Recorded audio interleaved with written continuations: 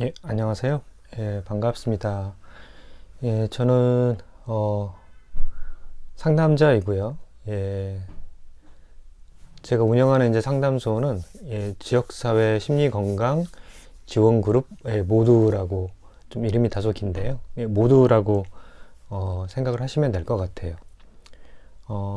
광주에서 상담소를 운영하고 있고요. 대략 한 15년, 16년 정도 됐습니다.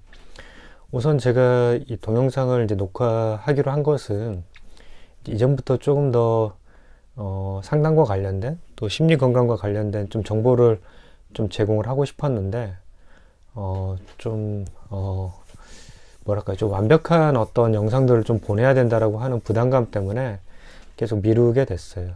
예, 그러다가 좀 최근에는 상담을 하면서 좀 더 많은 것도 느끼고, 또 요즘은 상담을 받으러 오시는 분들이 유튜브를 많이 보고 오시더라고요. 예, 그러다 보니까 아마 조금 더 유튜브를 통해서 또 그분들한테 좀 좋은 정보들을 전달할 필요가 있겠다 이런 생각이 들어서 만들게 됐습니다.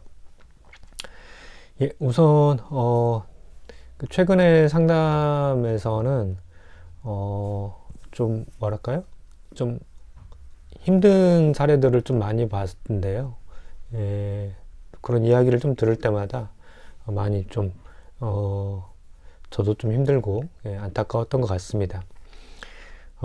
그런 사례 중에서 뭐 한 가지를 가지고 이제 이야기를 할 텐데, 직접적인 사례 내용을 가지고는 이야기는 하진 않겠지만 중요한 뭐 주제나 내용 중심으로 이렇게 이야기를 해보도록 하겠습니다.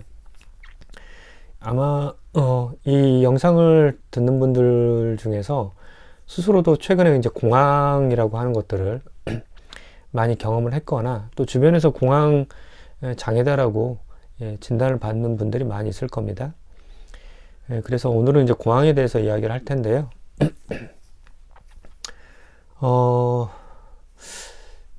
최근에 이 공황 장애라고 하는 진단을 받는 분들이 많이 증가를 한 것 같아요. 이전에 제가 처음에 상담소를 이제 개소했을 때는 공황 장애라고 하는 분들이 굉장히 드물었습니다.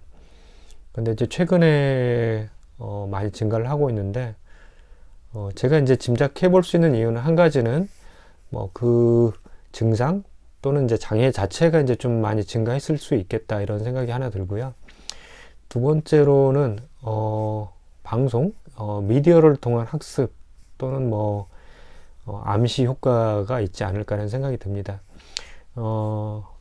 사실은 역사적으로 시기별로 유행했던 어떤 증상들이 있거든요.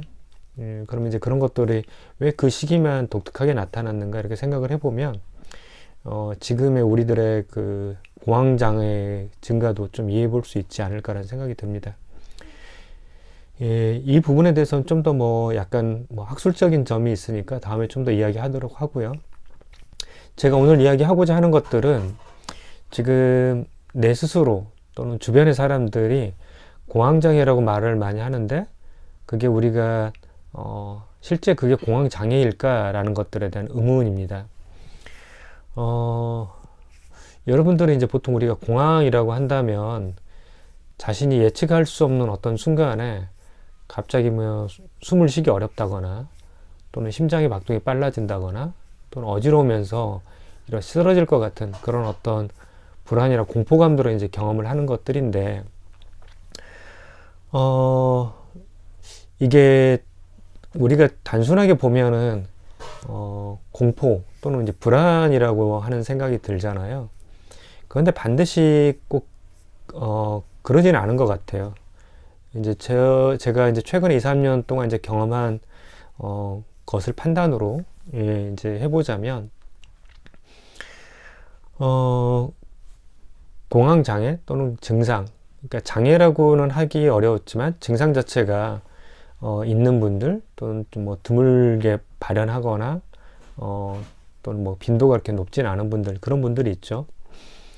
그런데 그런 분들의 이야기를 들어보면 이제 제가 그 느꼈던 것들은 이미 이러한 공황 증상이 생기기 전에 상당히 어떤 스트레스 요인들이 많이 있었던 것 같아요.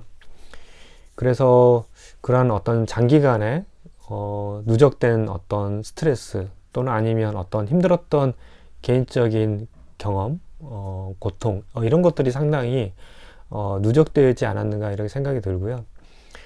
두 번째로는 이분들이 그